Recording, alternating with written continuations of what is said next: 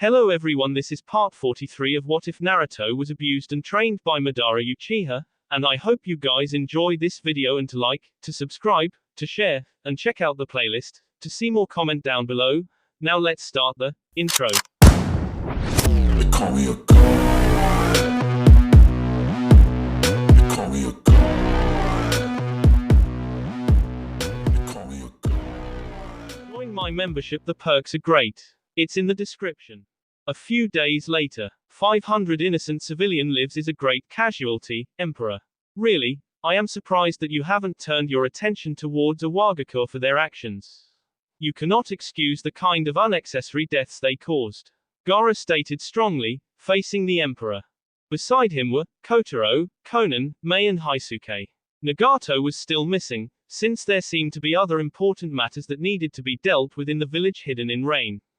Not to mention he controlled the entire Rain country. Though technically the Rain belonged to the Imperial Kingdom, Nagato's village was a megacure, but the Emperor had been the one to make arrangements to control the Rain, and put Nagato in charge of it. They were all here because the news of Iwa's daring assault on the Empire's people was an assault that couldn't be forgiven. If Onoki was willing to go this far, then there had to be some action taken against the cage for the unprovoked M of the innocents. The Sand Kazekage was disgusted by the blatant disregard for civilian lives and the provoking of war. What would possess a man to blow up 5 trains carrying innocent people? He'd killed many people in his past, but he was a crazed person who believed the only way to sustain and prove his existence was through killing others. Onoki wasn't a mad person. He was a cage who had the trust of other people. Would he be happy if someone else the civilians of his village for no good reason? Even he would be angry, especially with the number of people that were killed. That number was almost the total of Naruto's special force, and also the Imperial forces, with 4 commanders, and the commander-in-chief being Naruto. Targeting civilians to send a message is cowardly, and something that should never be allowed to slip through without proper measures, Mei added, standing with the others. Just because she was the wife of the Emperor didn't mean that she could stand in beside Naruto. Hell no. When they were in this palace, there was only one leader, and that was Naruto. He didn't share his kingship with anyone. Heike, Kotaro stated, he was one of the generals in the special army Naruto had trained, while the empire was still being built. Aside from him and Haisuke, there were 2 others who commanded the army within the village. Military action to prove our might is needed to show the other nations that we don't hide behind you, but we can also fight. The true strength of the Imperial Army has never been tested by any serious opponent or enemy. Yes, they were efficient in making sure that the village was secure from enemies, but they were never called upon into a battleground to fight a serious army. Shinobi from the capital were stronger, and fought well in their missions. It was mostly because anyone less than Jonin wasn't recognized as a shinobi in the laws of the country. There were no genins who did missions outside the village, nor chunin. As the Emperor put it, the children should be at the academy learning or playing at home rather than being in the battleground. This was referred to, genins. Of course this led to the rank of genin being scrapped. No, it never existed in the Empire. I agree with Kotaro, Haisuke said rather firmly. Those people were supposed to be safe in our trains. True, we cannot always protect them outside the country, but the trains are ours and we must take responsibility for it. The Emperor pose wasn't forgotten as Naruto deliberated everything that was said. It wasn't that he hadn't thought of a decision and already knew what he was going to do. These people already knew that a decision has already been made, yet they still came here with their suggestions. Perhaps they just wanted to show him that they were prepared to take extreme actions against anyone who dares disrupt the peace of the Empire. There has been a change in the wind currents. Do you feel where the wind is blowing? None actually answered the question posed by the Emperor. It is necessary to show our might to these fools, but I do wonder what Hagoromo would do in this kind of situation. Onoki has done wrong, and has to be punished, severely. He was warned after all. Heike. Kotaro, what is the situation in the City of Sound? Naruto asked, looking at the man who controlled part of the military within the country. More like the Jonin commander. We have brought calm, and everything is stable. I have stationed some of my strongest men in the city for now. The people merely await His Majesty's presence to assure them of their safety, the man reported. The people awaited him. Did these people say they want the Emperor to come down to assure them of their safety, or are you saying you think it is best His Majesty descends into the City of Sound to show he is a king who cares for his people? Kotaro didn't stutter, nor did he hesitate in his response. Both, he said firmly. I believe it would be both good for you to visit the city and also honor their wishes. It would calm things and make them return to the way they were. What more calm is needed? Didn't you just say you brought calm and things were stable in the city? The Emperor asked curiously. Conan saved Kotaro the trouble of answering the question. Even in the capital, there is some unrest. The people aren't particularly happy about the deaths of their countrymen. Some are even demanding that the Emperor do something about the issue. Naturally, no one will dare come into this palace, but I've had a few guests at the Crystal Palace. However, it will only be a matter of time before they do something stupid. If the Emperor is so high and mighty, why doesn't he just go and put the Tsuchikage in his place? Maybe he doesn't care about it. We know that our Emperor isn't an evil man, but his emotional record is not the most reliable. Gaara cleared his tea. These are just some whispers the Mizukage and I overheard while walking through the streets of the city. Ho, so the ignorant fools have now learned to speak ill of the Emperor. Naruto turned his glance towards Mei, but didn't speak to her. Instead, his response was to Conan. I was not aware that there was a suggestion box that was placed in the Crystal Palace made for people to throw in the thoughts on how the Emperor was to act. There is none. Tell the man who deals with them to remind these people that I was not voted to be king and I will act when I feel like it. This democracy they think they're living has given them something to lean on. I see. I have been keeping quiet for too long, and now they think that they have a say. Has my quietness brought the illusion that I have weakened? Likely, Haisuke responded. A lot of people haven't seen your power firsthand. The first people to have dwelled in this place are the ones who have seen His Majesty's power. The others have only heard rumors, and now they are starting to doubt those rumors.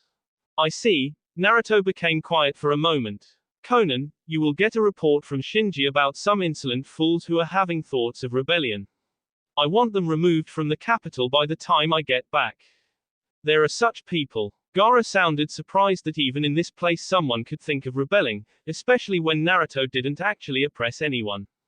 Well, if they continued to demand things from him, he was going to grow tired of them and oppress them in a way that no one would be able to save them. Yes, Naruto said. Uchiha Naruto has completed all preparations. I'm now able to freely walk out of here as I please. Since you people are insisting, we shall head to Iwagakure and fetch Onoki. Haisuke, have Shinji rush his report, and get now. We will depart for Iwa. We're going to fight. Naruto shook his head, not in Iwagakure.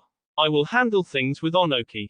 The people won't be satisfied if the Emperor just watches. Besides, I did assure Onoki that I would deal with any attack to my country. He seemed to smile for a moment before adding. Your battle will be somewhere else. There is another rebellion from our neighbors and it is time we dealt with it. What exactly are you going to do to Iwagakure? Although Gaara wanted Onoki to be punished, he didn't want massive destruction to the land. It wouldn't change anything if they also responded by innocent people. Personally, he would rather have Onoki brought to them to be a fair judgment over his crimes. The likely sentence in a maximum security prison. I'm just going to remove Onoki as Tsuchikage and replace him with Kuretsuki. With her in charge, we will no longer have Iwagakure as our enemy, or at least most of it. Naruto stated, standing up. Mei, the palace is yours to explore. Conan, request the Kazekage to help you in rooting out insects that think they can become elephants. The rest of you meet me at the City of Sound in an hour. He was gone in a swirl of black flames. Do you know what he was preparing? He said. Uchiha Naruto has finished his preparations. Gaara asked, looking at Conan. But the older woman shook her head. She didn't know, nobody knew. Do any of you think that this is the ideal situation he wanted? I could have done without the but if he does Onoki, who will complain? Conan questioned, looking at Kotaro and Haisuke. It isn't the time to second-guess His Majesty, Shinji stated, announcing his presence. He appeared along with Now. The Emperor forgot to mention some important details about the changes that he has implemented for the kingdom. It was obvious that there was no forgetting from the side of the Emperor. General Shinji will take over as commander of all the forces of the country from Nagato. Haisuke will keep his post as head of the Special Corps, and I keep my post as head of the Imperial Court. However, I will be joined by both the Mizukage and Kazekage. Until Gurren gives birth, Konan will remain Prime Minister. However, she will remain as chair of the Council during that time. Once Gurren returns, His Majesty will take charge of things. Now stated. The preparations His Majesty was making will be revealed soon. What I can tell you is that the real purge begins now, Shinji said, handing Konan the file he'd been working on. Black, he called. The messenger of the Emperor appeared in a flash. Send the message to the men, and return to me once you're done. Hi. The messenger disappeared. Mei folded her hands across her sea, staring at Shinji. You're acting like the boss. He was giving instructions like he owned everything. She was the wife of the Emperor and that should make her his second in command. Well, when we speak of anything that has to do with military, I am the boss. The only who can give us, now, Haisuke, and Kotaro, orders is His Majesty. You're the wife of the Emperor, but that is all you are until you hand over the mantle of Mizukage to someone else. As it stands, Konan-sama is the one in command. She chairs the council and is the prime minister of the country. Basically, she is the Emperor's right hand, Shinji responded calmly. Mei frowned. She was still not given any power in the country, aside being a member of the judicial system. You didn't have to put it in that way, Shinji now said. Formally, when the Emperor is away you're supposed to be the Empress and lead the country. However, since you're still the Mizukage, it disqualifies you. The judicial system can ratify this law to suit your desires. Of course, the Emperor wouldn't approve, but it was enough to make the woman smile. Getting back to the matter at hand, Gaara stared at Shinji and asked, what exactly is the real purge? I thought ridding the world of bandit camps was the Empire's service to the shinobi world. He doesn't know everything about it, Kotaro said. In each one of us, the Emperor gives a certain piece of information and keeps the rest to himself. However, there are 3 other people who know more, Samui, the messenger and Gurren. Nonetheless, the Emperor is the one with all the information. We will have a proper meeting once we return with His Majesty. He will explain some things, and I'm sure Gurren will be present, Shinji stated. For now, we have a task to perform, Prime Minister, you know which forces you have the authority to command. Though, if we're going to do by the law, I suggest you take Nao's counsel before doing anything. But that is up to you. With Nao's absence, you'll still have the authority to do what you must. Iwa. The time of reckoning has finally arrived, Naruto said, standing just a distance away from Iwa's large gates. He could be clearly seen by the guards at the gate. This was the time for Iwa to be punished for its crimes against the Empire. This was the time for the righteous hand of God to the village for the unforgivable sins it has committed against his empire. Standing slightly behind the Emperor were his 4 generals, 2 on the left and 2 on the right, with the Emperor between. They'd just appeared at the location a minute ago and the Emperor was probably waiting for the village to notice his presence before taking action. It couldn't be said that he had come to speak. Anyone thinking along those lines needed to take his medication to help stabilize the thinking process. Heika, how are you going to proceed with this? Haisuke asked. The Emperor hadn't discussed the strategy for dealing with the situation. He had said that he would deal with it himself. I would suggest we plan something beforehand. There could be some nasty surprises waiting for us when we enter the village, Shinji added, trying to think of what they would do about the situation. At the Emperor's silence, Haisuke sighed, grumbling slightly. Heika, are you thinking of just storming into the village and overpowering them? Though it was put as a question, it wasn't a question for Haisuke as he already knew the answer. Overpowering them will prove to be the most suitable option for this task. This is an entire village we're talking about. You just need to release all your power to wipe them out. They are never going to give you the time to think of a tactic because of their numbers, Nao said. They are coming, the last member of the group said, sensing hundreds of shinobi rushing toward their location. After I have literally crashed into the village, at a given point you 4 will erect a barrier suitable for holding things in and out, Naruto said, not bothering to respond to their thoughts. Step back a little, I wish to announce my presence the proper way, he then snapped his fingers. A clone carrying the truth-seeking balls appeared through a portal. The balls were an annoyance as they were always on standby. They had no off switch and it really bothered him as he couldn't go around carrying them at all times. To deal with the problem, he always had a clone carry them, and had the clone sent to his core dimension. When needed, he just had to summon the clone. The clone puffed away, leaving the truth-seeking balls to enter the usual formation behind the Emperor. Naruto held his right hand palm open in front of him. 5 of the truth-seeking balls formed a circle just in front of his palm. There was a build-up of chakra as the balls began to spin. The rotation became so fast that there was nothing but a blur in front of the Emperor. "Your Majesty, what are you planning to do?" Naruto didn't respond. Instead, he said something else. "This distance won't do," before flashing straight at the gates. "This will do," he said. It was loud enough for the guards to hear him. "Bastard. You've got some." The guard never got to finish as the Emperor released his jutsu. Judgment of the Omnipresent Sage, a blast of white energy shot from the front of Naruto, in a blinding flash of light and speed. It happened so fast, no explosion whatsoever, but the results were clearly visible for all to see. The blast had see through the village, from front to back, dividing it in half. Everything that stood in the way of the jutsu had been turned to ashes. If one looked from above, one could see a clear stream that spread about 40 meters wide. Naturally, panic invaded the villages and all hell broke loose. Naruto didn't wait for an invitation, he flashed into the air before shooting down to the center of the village. The Emperor did what he said he would, he literally crashed down upon the village, straight into the road his jutsu had created. "Nothing works better than starting things with bang," Naruto said as his 4 generals flashed beside him, all visibly stunned by the jutsu His Majesty had just released. That was something like a Bayumuda which blasted straight through the village, creating a path, the very path he stood on, Shinji said mildly. "I must say it is impressive though." "What kind of jutsu was it, Your Majesty?" "The truth-seeking balls are known to negate all forms of ninjutsu, they failed in senjutsu though.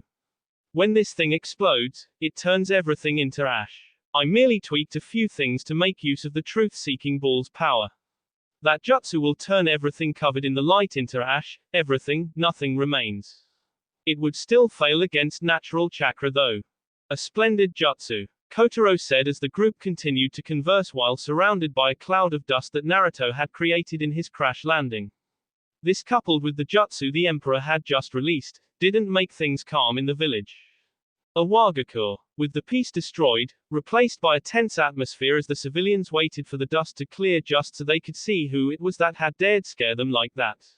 Hearts were racing in fearful anticipation as the shadows became visible, but the dust kept them from seeing the clear images of the people, shinobi who had crash landed. It took a few moments for everything to settle down, but when it did, there was a shout that tore through the street. "It's the Emperor. He has come to do what he did to Konoha." Civilians were cowards and a fearful bunch by nature, well most of them anyway. The reaction of abandoning everything to run for their lives was nothing but natural. The Emperor and his generals were not the least surprised to see such cowardice from these people. Who could, except the spineless and weak humans, stand before the sight of the Emperor? A foolish man lacking a third of his brain function. Even enemy shinobi would run away from the sight of the Emperor. Who could forget what he did to the great village of Konohagakure no Sato? Civilians may be cowards and weak, but they knew that Konoha had been the strongest hidden village since its founding. Hell, even if a Wagakur was pitted against Kumogakure, it wouldn't win because of Kumo's mass numbers. Konoha was better than the two and had great shinobi amongst its ranks who could compete with their kage in a fair battle. Even now they still have the twin perfects who could disarm and utterly crush any army they so choose. Even so, those twin perfects hadn't even tried attacking the Imperial Rice Kingdom, not even Jiraiya, nor Tsunade. They stayed away from watering conflict with the Emperor. They tried making the situation between the Rice and Konoha tolerable and in such a way that the Emperor wouldn't wake up one day and feel like destroying the village, again. Konoha had no answer to the Emperor's power, not even Kumogakure attempted anything. So they could be excused for running scared when the man crashed down in their midst. With recent events having occurred within Empire, it was only logical that he'd come here for one thing and one thing only, retribution. Within minutes, the streets had already cleared of the civilians and shinobi of a Wagakur had surrounded the 5. Naruto was wearing the usual royal white kimono with all 4 of his generals standing beside him, now facing the Tsuchikage. They had been quick to mobilize, which meant one thing, they'd been waiting for this day to arrive. They's been making preparations for this day, for the day the Emperor decided to descend down the land for retribution. Wasn't that pretty? This is quite the welcome, Haisuke said, glancing all sides to look at any who might try anything while His Majesty was still absorbed in his thoughts. Shinji nodded. I only wish that His Majesty would allow us to take part in this party. It seems like it will be fun, given that the Tsuchikage seems more than ready for the challenge. A pity His Majesty won't leave any of the fun, Now said, shaking his head slightly. An attack on the Imperial Kingdom is an attack on the Emperor. I could understand why he wishes to do this himself, but there is still plenty of fights we can have. Yes, this is an entire village, after all, Kotaro added with a nod. It might be so, but His Majesty doesn't have a problem with numbers. Remember the battle in Kirigakure during the Civil War. To add to that, he faced Konohagakure on his own, though, in that level of power, he was absolute, untouchable. Yes, no one could touch him in that level. The man had been invincible after consumption of the Juubi's power. However, things were a bit different back then. His Majesty won't let us get involved, not until he has completed what he wishes, Shinji said. Danga, why do you think he even bothered taking us to this place if he isn't going to leave the battle to us? The barrier wasn't actually needed as the Emperor could simply teleport those he wishes to do battle with to another dimension. We have not yet actually seen him battle, but we know that he is indeed powerful. None of us doubt that, but I think His Excellency wishes us to see him in a battle, though, I don't think this will be much of a challenge, Haisuke said, before adding. This will be good to prove to the nations that His Majesty is still without a peer in terms of power, nevertheless. As his generals continued their talk like he wasn't present, Naruto stared into the heavens, ignoring everything that was beside him, and around him. What did he want in this corrupted world of shinobi? What was it that he was living for? His grandfather may have been a twisted psycho, but he still had a noble dream. Methods were questionable, but the dream was noble nonetheless. Minato had his dream, the Shodai Hokage had his own dream, everyone seems to have a dream, but what about him? He was Uchiha Naruto, a sage. He was the only true sage living in this world. Jiraiya was a sage because of his use of natural chakra taught him by the Toad Sage. But he wielded everything that made Hagoromo a sage. Yet, he was still not in the clear about another, side, dream. He wanted to end his living in harmony. He had realized it earlier that without showing the world his power, he would never be free from their sight. Destruction and submission was the only way for them to understand. If words weren't enough for them to understand that he wished no trouble with them, then he would force them to submission. They weren't going to leave him alone until his time expired. The only way to live through it all was for them to be forced to submit. Being nice was only causing him a headache. A more brutal method was needed then. What about the side dream then? It could start with the destruction that was to follow today. He had no interest in being a peace seeker, but he had every interest in ensuring that the world was stable for him to live without troubles. But the current world wouldn't allow it, hence it needed to be changed. Onoki growled, looking at the destruction the Emperor had brought upon with just one jutsu. How could that man do something like this? The jutsu released had caused much destruction, scared his people, and killed some. He couldn't confirm the number of casualties, but there were people, and they had yet to even start fighting. You haven't changed at all, Onoki started looking down at the Emperor. This has become a bad habit for you. You always charge straight into enemy territory, trusting that your power will overwhelm everything. Naturally, this behavior makes you predictable, and makes it quite easy to prepare a battle strategy. He was a little surprised that the man would come here with his subordinates. He hadn't planned for this, but he would have to deal with it. At least the man hadn't brought either Nagato or Sasuke. It would have been troublesome if Naruto had brought Nagato. His forces had tangled with the man, and he knew the man was much more of a threat. Disappear, Naruto said to his subordinates, who quickly vanished into thin air. Don't bother looking for them, they won't get involved, you only have to worry about me. It wouldn't be fair if you have to worry about him too. Still full of yourself, I see, Onoki remarked a bit bitterly. While this was better for him, it still bothered him greatly that the man had the balls to look down on him like this. He was a cage, and no one dared look down on him like this, yet this man did it without a second thought. Why wouldn't I be full of myself, Onoki? He was Uchiha Naruto, the man without an equal. But let us not get into that. I have to say, I am rather disappointed that you chose to involve civilian life in your battle with me. Those people hadn't done anything, yet you had them K anyway. What was the thought? A couple of hundreds for my death. I'm not going to get into that kind of conversation with you, Onoki said. But just for the sake of it, I am not heartless like you.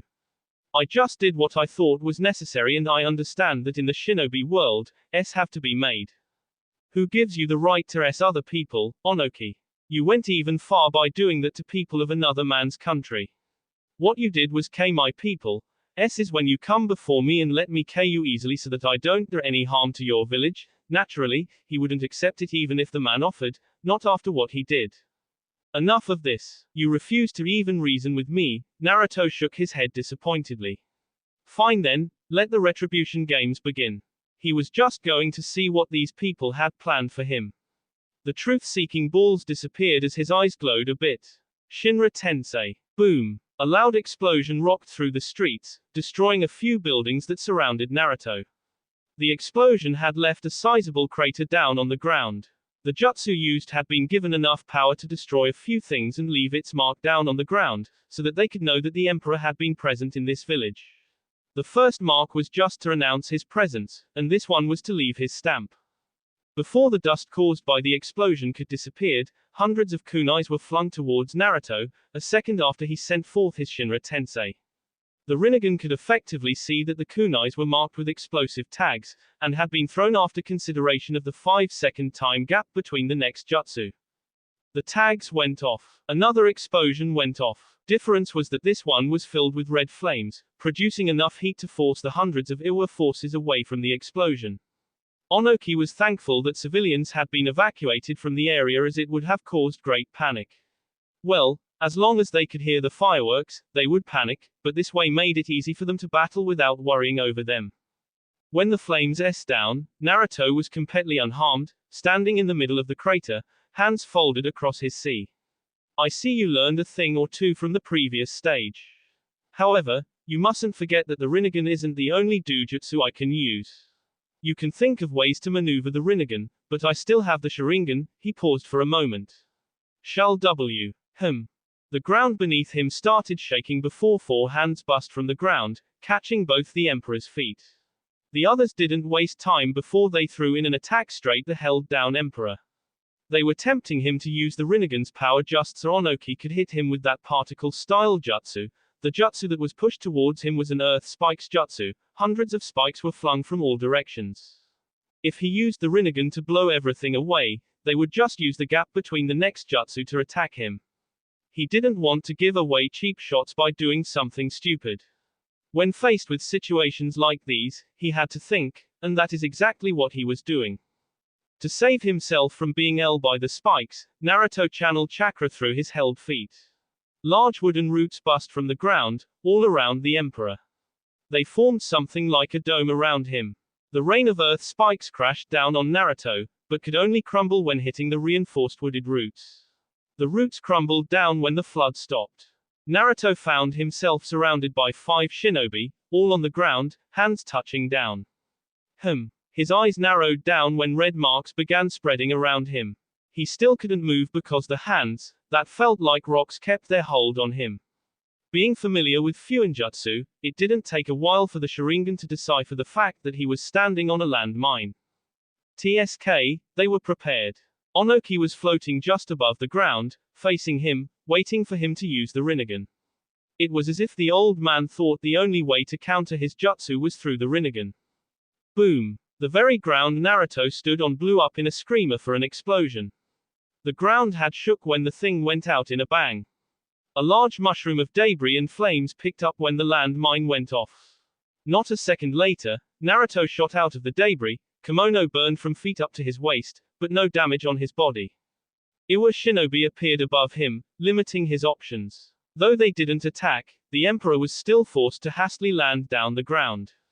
The moment he landed, nasty earth hands grabbed his feet, with so much force that he felt his feet grow cold. Marks spread across his body, and even when it had only been a second or so that his body grew numb, it was still enough for his opponents to act. Two shinobi flashed both his sides, each grabbed his hands, binding him with shackles. They made the distance with both the emperor's hands stretched out wide, and feet still held. Onoki was smirking. As you can see, we're prepared to handle you, he said.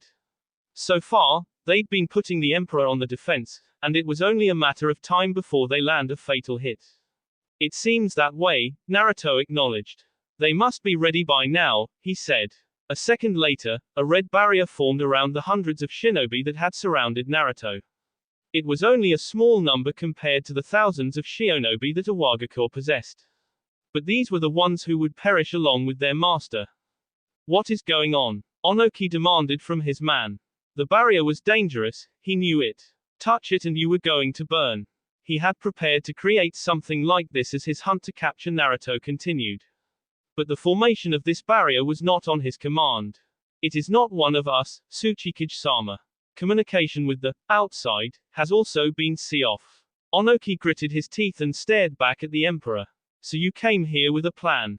Iwagakure possesses a lot of shinobi, and even I can't fight all of them equally when they are coordinating their attacks. You've studied my fighting style and know what to expect, so fighting head-on would be disastrous for me, the emperor stated. These few hundreds will compensate for the few hundreds you K. Do you think you can K all of us? It is not a matter of thought, Onoki, I can, the emperor said before a heavy force of unnatural energy crashed down on the barrier, snapping the chains, and shattering the ground the emperor stood. Amaterasu, he said as the black flames lit up on the ground, around him. He snapped his fingers and a portal opened up just above him. The clone that always carries his truth-seeking balls appeared from the portal. It dropped off the balls and disappeared. Naruto took 2 steps forward before he blurred out of sight. He appeared directly in front of Onoki. The speed had been so fast that the cage's subordinates were unable to react in time when the emperor made his appearance. A black mass formed around the two, enveloping them. What the? Shush, Naruto whispered. I assure you that you want to hear this, the emperor said. Outside the black cocoon, Naruto had left 4 truth-seeking balls, 1 for each corner, and all of them were going to set off simultaneously and K all the men inside the barrier. Boom. Onoki heard it, and it was rather resounding. It felt like a tailed beast bomb had been set off. It was only the fact that he didn't sense any Bayu chakra that he was able to say that it wasn't a tailed beast bomb. He knew that no Bayu existed at this stage as Naruto had somehow made sure that they all disappeared. His men had searched all nations looking for them, but he accepted that they may be no more. As the cocoon opened up, Onoki could stare wide-eyed as he saw the result of the explosion that was set off by Naruto's truth-seeking balls. None of his forces were alive, there was nothing but a large crater inside the barrier and some residual heat coming from the explosion. How could that have happened? What kind of powers here at work here? He had gravely underestimated things here. Things have gone awfully wrong. The emperor didn't try to amuse himself by challenging them to a battle, he didn't try to fight. Perhaps he saw that no one was capable of putting up a fight and the best thing to do was just cause destruction. The Sandaime Tsuchikage cursed his fate. You thought that a Bayumuda had been set off by the explosion, but it wasn't. The explosion was set off by something more powerful than the tailed beast bomb, Naruto started. I did say that these few hundreds would compensate for the few hundreds UK. I wanted to leave this village destroyed beyond recognition. However, I'm feeling merciful today, I will do as you did, a few hundreds and destroy some things. I will also crush you for the M. Onoki wasn't facing the emperor when he spoke, he was busy trying to feel if there were any survivors left. But he couldn't sense anything. He couldn't see anything. But he was relieved when the ground began to shook at the far left corner. Around 30 shinobi bust out from the ground. He sighed thankfully. They must have buried themselves deep underground to avoid the blast, he thought mildly. This was good. I will surely make you pay for this, Uchiha. Onoki snapped his head towards Naruto. His body froze when he saw the look on the emperor's face. It wasn't a blank, impassive expression, or that look of indifference. It was something akin to a powerful man who wasn't happy. He couldn't say the emperor looked downright pissed, but he could say that he wasn't the least happy. Naruto tilted his head a little. You, Onoki, the third Tsuchikage, make me pay. For what exactly, Onoki? You provoked me by killing hundreds of civilians and attacked the city of Sound. Is it not right that I seek to punish you after I'd warned you of such foolish actions? Onoki wasn't going to be drawn into an argument where he would have to defend his choices or justify his actions. I never walked into your country, and I didn't cause this much stir, he said. However, look around you. Do you think you will be able to survive if they all attack you second after second? Indeed, there were at least around 1,000 of strong shinobi gathered around the barrier. It seemed like there was a great spectacle that was being watched by the shinobi forces of Awagakur. They'd surely turned the field of play into a stadium of some sort. Kuretsuki was leading the remaining forces, but didn't seem like she was thrilled to get into battle. Only that first round was thrown because you did not wish to have all your forces into battle with once, and against a single opponent. Understandable. A wise choice for a cage, Naruto stated, still keeping that unhappy look. Though, I would have wiped out all who dared attack me. Onoki snorted, recovered his might, and stood still. The unhappy look of the emperor still unnerved him, but he couldn't do much about it. I see your arrogance has no limits, he said. Particle style, atomic dismantling jutsu. Naruto disappeared from his position, appearing a distance away from the Tsuchikage.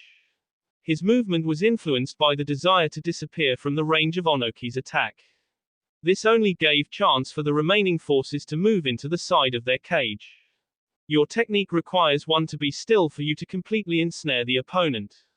I am, however, not the slowest, and my sense of chakra is at the level where I can sense any build-up of chakra.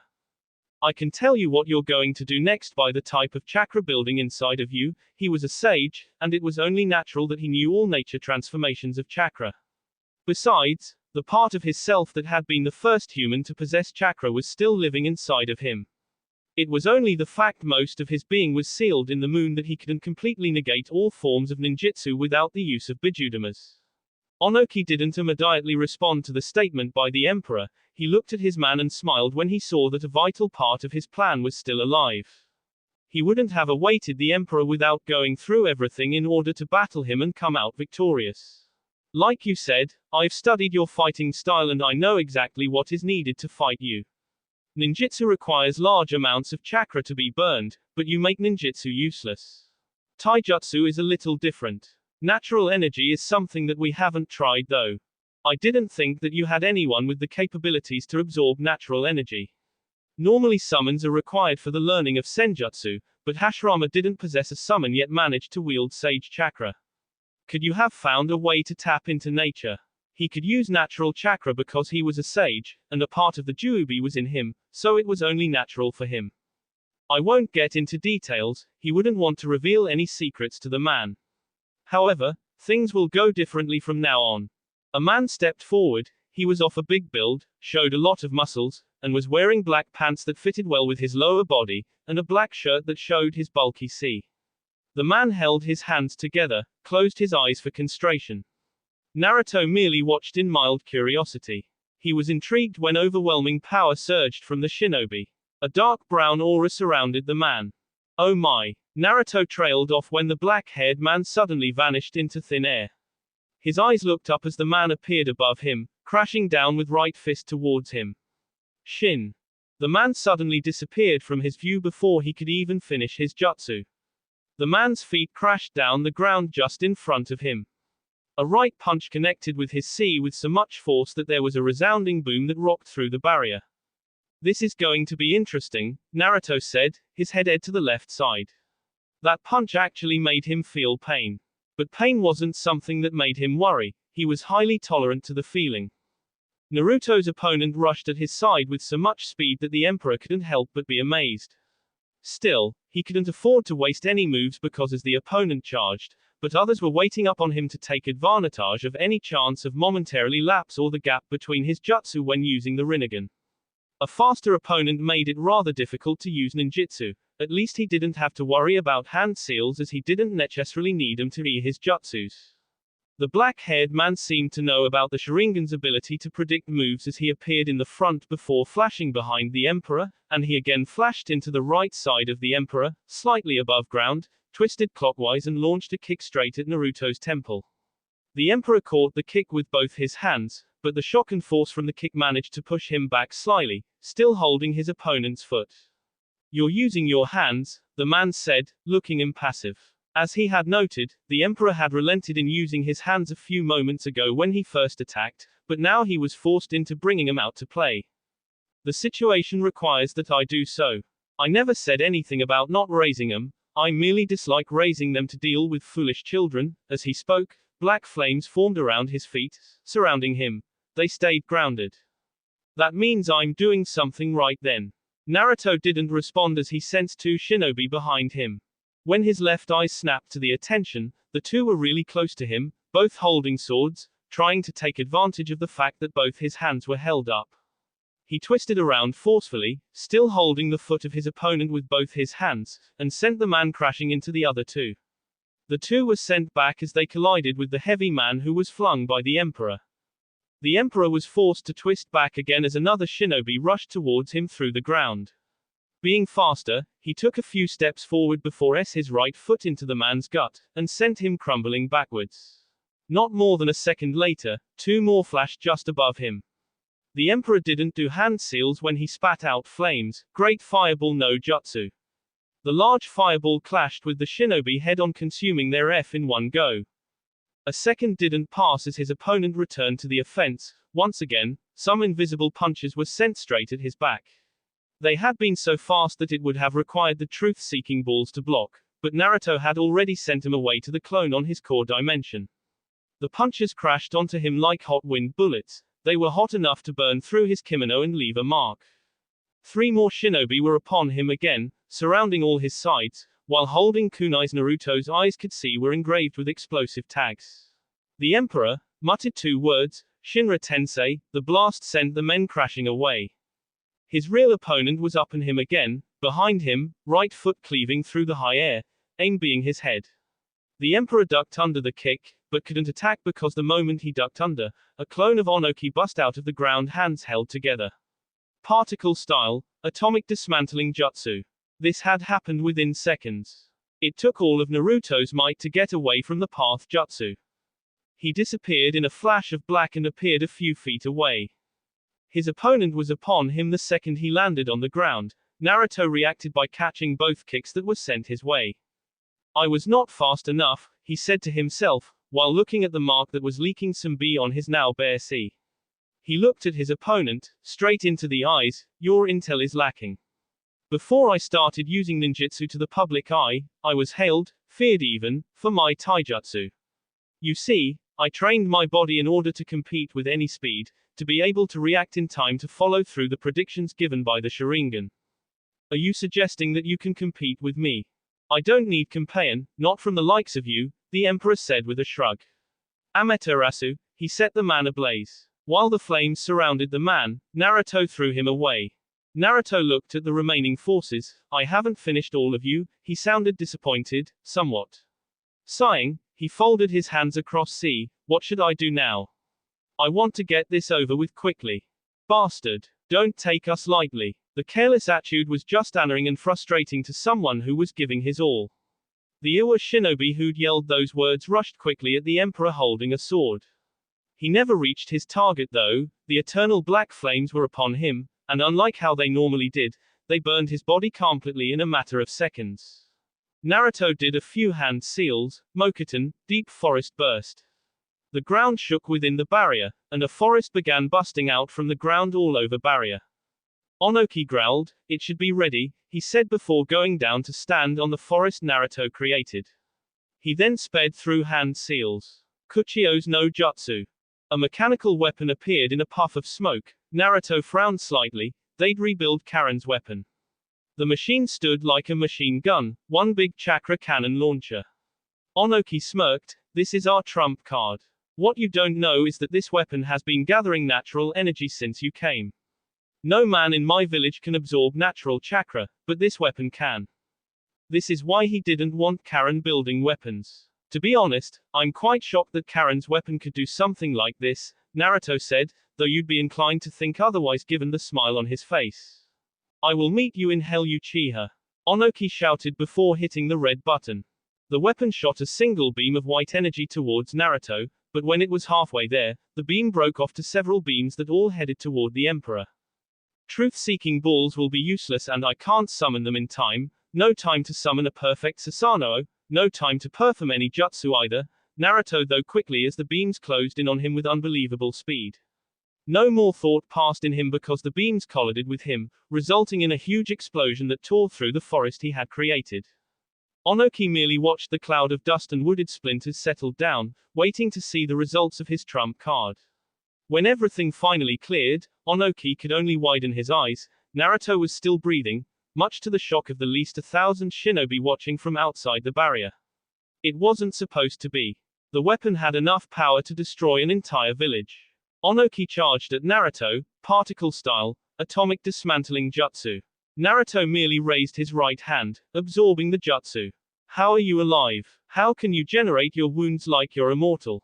Onoki was still mindful to keep his distance when Naruto straightened up, held out his index finger. I can also use natural chakra, Onoki. Naruto blurred out of sight and appeared just in front of Onoki, who was still in shock. Naruto didn't touch Onoki, but the mere look of his eyes made the cage freeze, literally. It wasn't because of fear, but something was just holding him back. I was going to crush you back at my palace, but I have changed my mind. An unbelievable amount of force crashed down on Onoki, sending him rocketing to the ground. The Tsuchikage let out a sound when his body brutally down the unforgiving ground. Naruto eyed the weapon for a second, and then it exploded. He turned his attention towards Onoki once more, and began to descend slowly. Once he touched the ground, he began to slowly walk towards the fallen Tsuchikage. A pity your men have to watch us, but it will be good to have their morale reduced. Bansho Tenin, the Sandaime Tsuchikage was pulled towards Naruto's waiting palm, his en was grabbed tightly by the Emperor. No time wasted as Naruto the fragile old man down the ground in brutal fashion. Naruto didn't mind the shrill, he snapped his fingers and a portal opened above the Tsuchikage, a chakra rod shot straight at his left shoulder, another followed to the other shoulder. Once again, the Emperor ignored the Tsuchikage's cries of pain. He shot another rod straight at Onko's gut, and lastly shot two more, one through the forehead and another went through the heart. This was troubling. Naruto merely said as he watched the Tsuchikage breathe his last breath. As the barrier began to fade, Naruto looked up at the sky and a few moments later, his men appeared beside him. Not minding anything, now spoke, this should send a clear message to the other nations who wish to walk in the same path as the third Tsuchikage. But should Kurotsuki take charge, we might not have to fight a Wagakur further, unless there is a rebellion, Shinji said.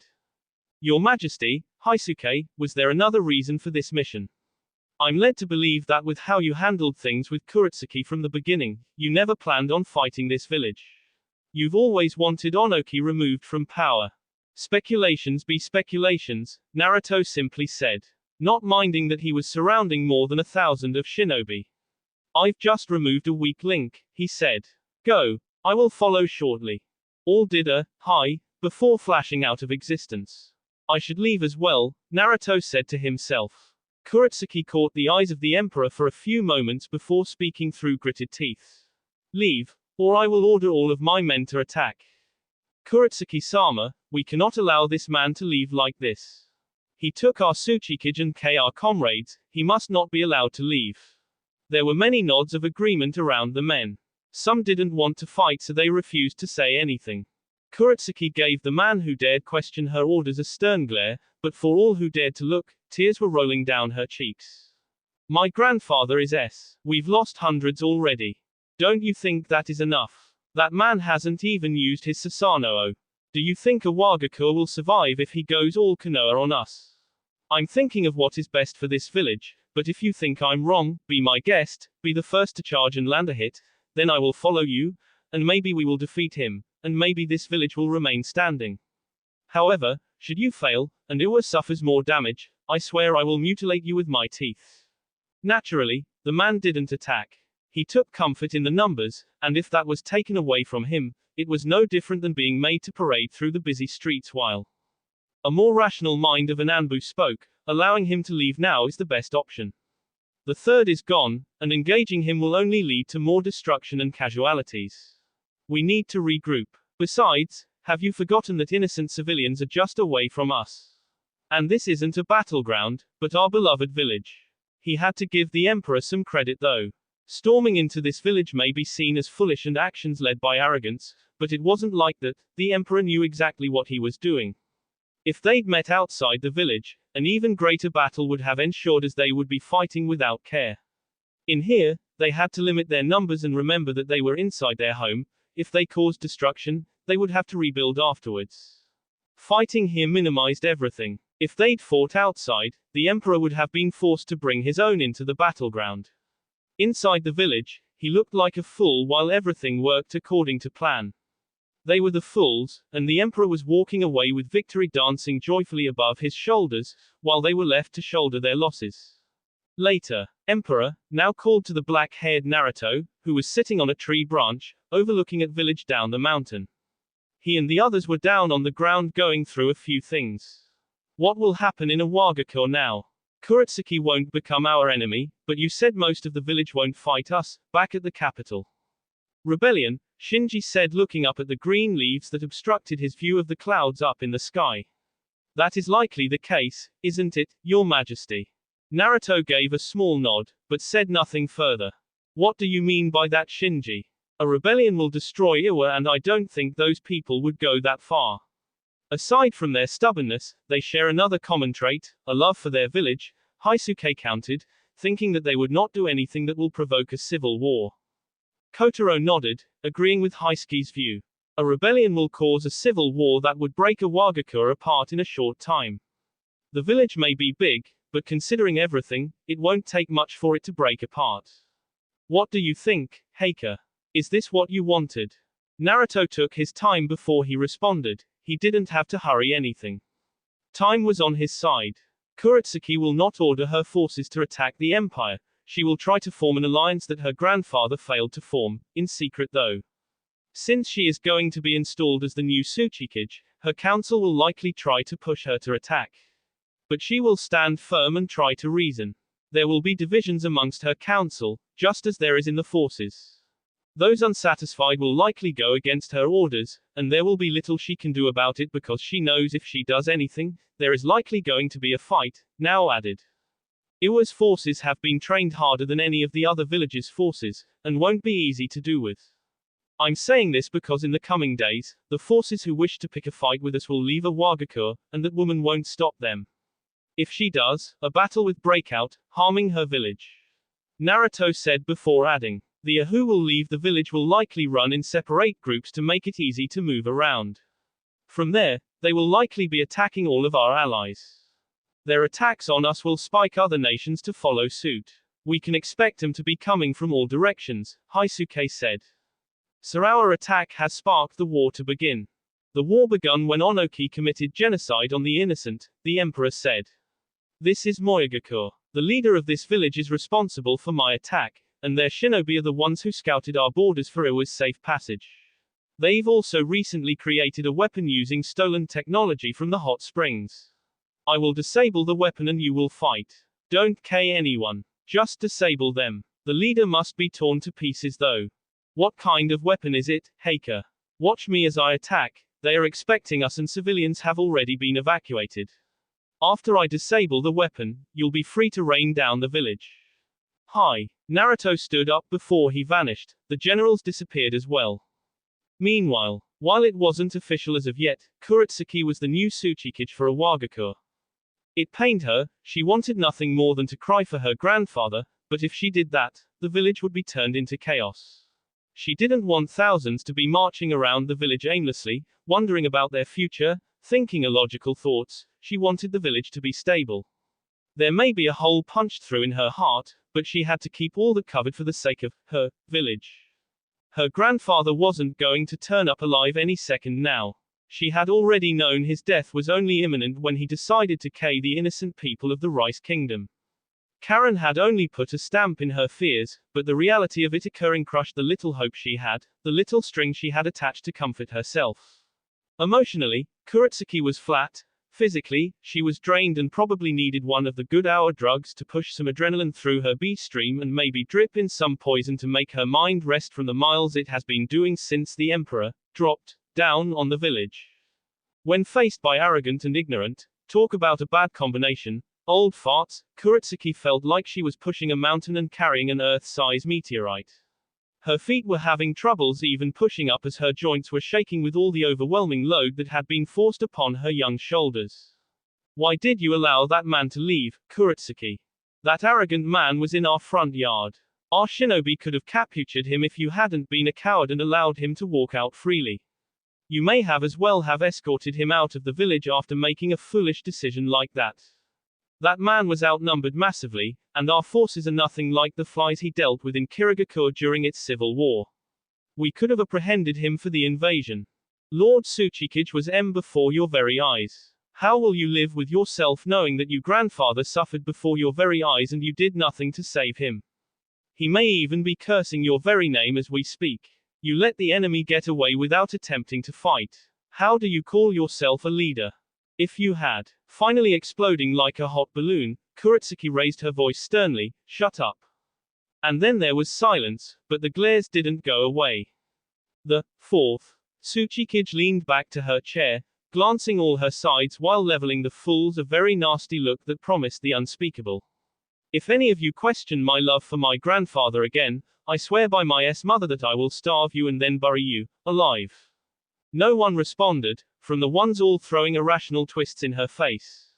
Kuretsuki, why did you allow the emperor to leave after he invaded our village, hundreds of our men and the Tsuchikage? Hundreds were not a major loss that dug a deep hole in their shinobi forces, but it was something that shouldn't be taken lightly, especially when it was done in the yard. When the emperor only chose to fight the men my grandfather had, I realized that he was only in the village to do good on the promise he delivered to him through Karen. The emperor had warned my grandfather that he would come to the village to punish him for the foolish action he took.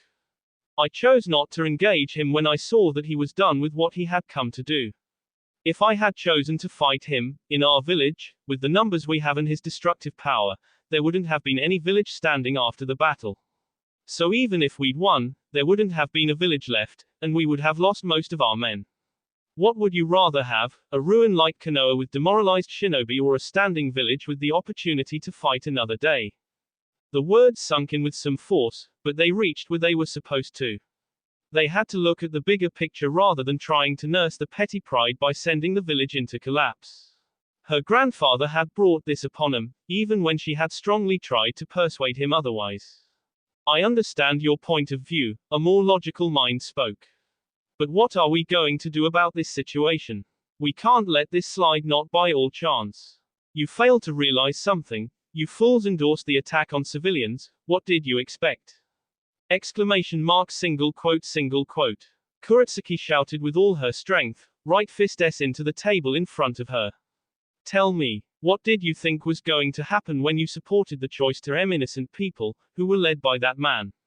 I swear if you give me a reasonable answer like, we didn't expected him to rush over here to exact revenge, I will throw you into a dark cell deep under this tower for instigating the situation we are in right now.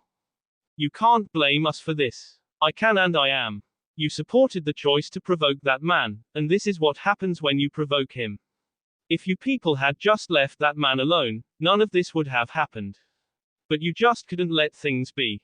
And now look what has happened. Her stern gaze through their eyes, just as her voice shook things in their minds. You screwed up, and now let me fix things my way. She stood up to leave for some personal space. While she does have a point, we can't exactly let this slide without punishment. Something has to be done before our image is tarnished. How will other villagers look at us if one man was able to enter our village, hundreds of our man and our Tsuchikage? One of the councilmen said, earning nods from some. As Kuretsuki paced around the Tsuchikage's office, having left the council room, her movements halted in front of the desk her stupid grandfather used to occupy. She was burdened, broken inside, and he wasn't here. They may have had differences lately, but he was her grandfather, she really needed him for moral support. Where was he now that she needed him? He'd run away, into the hands of his enemy, leaving her to fend for herself. Stupid, stubborn old man. Kuretsuki yelled to no one in particular. I warned you, I told you not to do stupid things but you didn't listen. You went ahead with your crazy ideas, look where it has brought us. Some part of her tormented heart wished the old man could hear her. Why won't you answer me, damn it? She shouted again.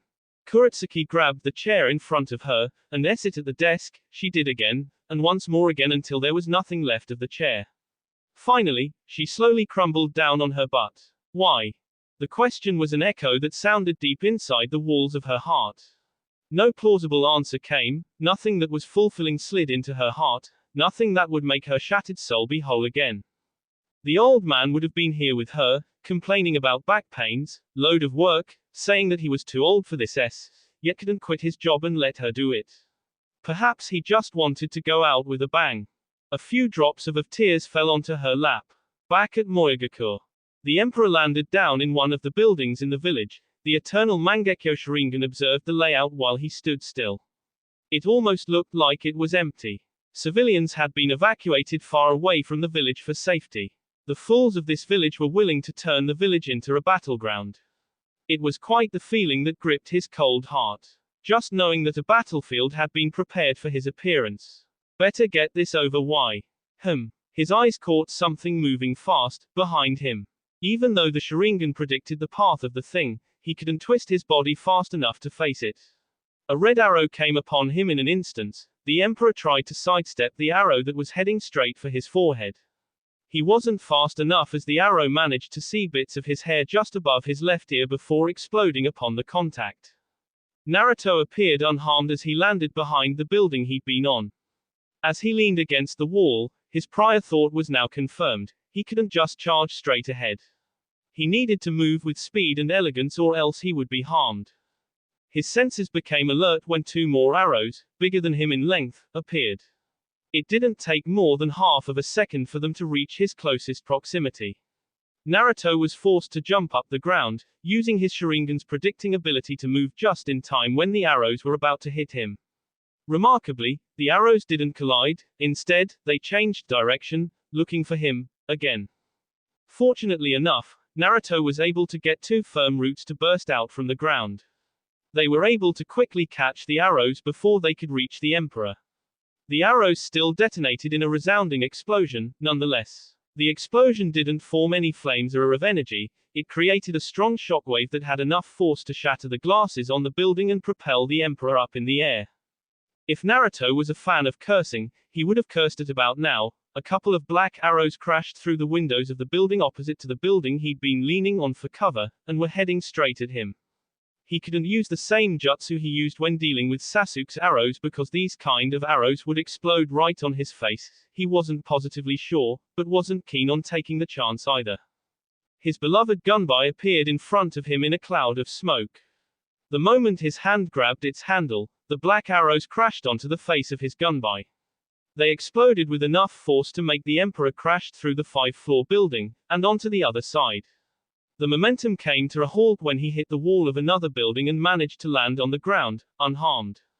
This looks like it is going to be troublesome, he managed to crack a smile. Well, at least I might enjoy myself. Besides, I've sensed the general location of the weapon. Naruto could sense a number of chakra signatures around the ghost village, but no one was making a move towards him. For now, it seemed they were content with watching him dance to the beat of the weapon he could now safely assume was created from watching Sasuke Susanoo. The arrows shot were the problem and different as they weren't exactly created from chakra. The Emperor's senses went to work again as another large arrow targeted him. It was flying just above the ground with incredible speed. Its overwhelming speed was put into show by the debris that picked up after it had passed. Naruto didn't attempt to block it with his gunbai as it was a little bigger and he wanted to test something. The royal flicked his gunbai into the air and held out his right hand. He didn't use chakra as he had assumed the arrow was attracted to chakra and contact with the energy made it unstable, hence it exploded each time it contacted him. Chakra wasn't the only thing that set it off though. Because he didn't know everything, he decided to test his theory right about now. Naruto put several layers of wind walls in front of him. The layers weren't exactly as much as walls, but a cloud that formed a resistance. Wind already played a part in the movements of the arrow. It was a simple test of aerodynamics that Naruto was trying to pull off. The projectile could move faster, but with enough wind pressure, it would be slowed down. Naruto did exactly that but reinforcing the wind pressure in front of him. The pressure was enough to slow the arrow, but not completely stop it. The arrow was grabbed by a large wind hand when it was only inches away from the Emperor. It didn't explode, which is what Naruto wanted to rest. However, judging by what he could feel, the arrow was still pushing towards him as his chakra still attracted it. That meant that as long as he had chakra in him, the thing would continue to hunt him. What made it worse was that he had large amounts of chakra, so it would avoid any other source and head for the one that dwarfs the others. Naruto jumped back just to be safe. The moment he landed on the ground, several more arrows appeared from above. Before he could even do anything, 4 more appeared from all sides, leaving him with no escape. In this kind of situation, there was only one thing to do. He held his right hand in a single hand seal before he started rotating, Uchiha flame rotation. The flames started pouring out. It wasn't just red flames, but black flames as well. The flames formed a swirling dome of black and red that produced a high level of intense heat. The burning of chakra did nothing more than force the arrows to come towards him in even greater speed, but Naruto had counted for that. The flames had enough heat to expel anything. The flames of Amaterasu helped quicken the pace. When the arrows connected with the dome, they all turned into one large explosion that destroyed parts of the buildings that surrounded the Emperor. The flames had done more to intensify the explosion. When everything cleared, Naruto appeared without too much harm. His kimono just had sunburns a bit. I was right choosing to deal with this myself. If I don't step up a bit, I will get more than just burns, the Emperor said to himself. I lost concentration, he said in bit of a curse than anything. The arrow he'd caught with his wind hand had broken loose and was heading straight at him. He quickly threw the gunbai on his left hand into the air before disappearing in a flash holding its handle. Predictably, the arrow changed paths and swept up to him. Naruto reacted by flashing down the ground using his superior speed. The arrow still followed him though, but it mattered not as the Emperor had bought himself enough time. Amaterasu. The flames were set ablaze around the arrow, but it didn't explode, as Naruto had predicted, nor did it stop. However, its movements did slow down a bit. This gave him enough time to bat the arrow away from him using his gunbai. Upon crashing into a building, the arrow exploded. Naruto didn't waste time as he started running deep into the village streets. Gunbai fully gripped, and a serious expression across his face. He didn't run far as an orange arrow zipped past him in blinding speeds, causing him to abruptly hoe his movements. His eyes narrowed onto his right shoulder, his kimono was reddening with his B, and he felt some tinges of discomfort. My B, a smile found its way into his lips. Well, let's party then.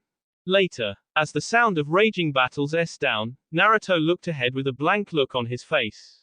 Taking care of the weapon hadn't been very easy as he would have liked, but he wasn't complaining as he did some warm-ups, something he hasn't done in quite some time.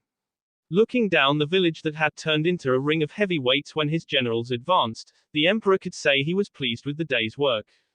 More scenes like this were going to fill up the elemental nations in the coming weeks. Fireworks of all kinds were going to be lit up and he had the front seat to all of it, while Hagoromo watched through a thick glass.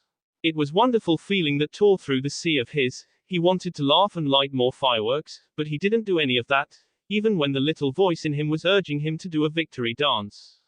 Heika, Haisuke started as he and the others flashed behind the Emperor. From anyone looking, it was obvious that they had been in battle. The mission was a success, but there were a few things that got out of hand. He believed the man had already noticed as he'd been watching him ever since he blew the machine that was shooting arrows. The report had to be given nonetheless. We tore the leader apart, however, there were some casualties during the battle.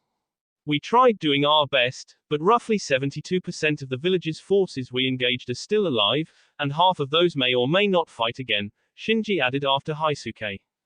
There was some silence as Naruto kept quiet instead of responding. The men behind him merely continued to kneel, waiting for the Emperor to make his response. Even though they were facing his back, they could safely guess the kind of expression that was on his face. They had seen much of the man in the past years and have learned much about how he behaved. I can see that, Naruto said in response as the Sharingan glanced in all sides of the burning village. It couldn't be helped. The weapon may be been threatening, but the shinobi themselves are a bit disappointing. What kind of a weapon was that, Heika? It had successfully managed to L the Emperor not once, or twice, and it had even managed to break through an incomplete Susanoo. The speed of the arrows had been frightening, but all was handled, but not without a scratch though. I don't know the specifications, but it seemed to have been created to destabilize chakra, and the arrows themselves weren't made of chakra. It was able to pass through the Susanoo because it was made of chakra, and upon contact, it destabilizes the chakra. This happens in an instance. I'd assumed it would explode upon contact with anything that is chakra, but I was wrong. The exploding part seemed to have been remotely controlled. My chakra system is a little different, and since I'm not the kind of person to lose control over my own chakra, I was able to fight off the effects of being L. However, it would have been a different story if they had L my Tenketsu points, which given his kind of chakra system, were fewer than the normal shinobi. The generals took this with some silence, but before any could speak, Naruto stood up. I will see you at the capital. I have to make one last stop before I return. He disappeared into thin air after saying those words. Where do you think His Majesty has gone to see? Kotar asked the other three who didn't seem interested in asking the whereabouts of the Emperor. Who knows? Haisuke said with a shrug while Shinji and Nao gave their own shrugs. That will be all for this video. Be sure to like, subscribe, share, and comment down below for more videos. Goodbye.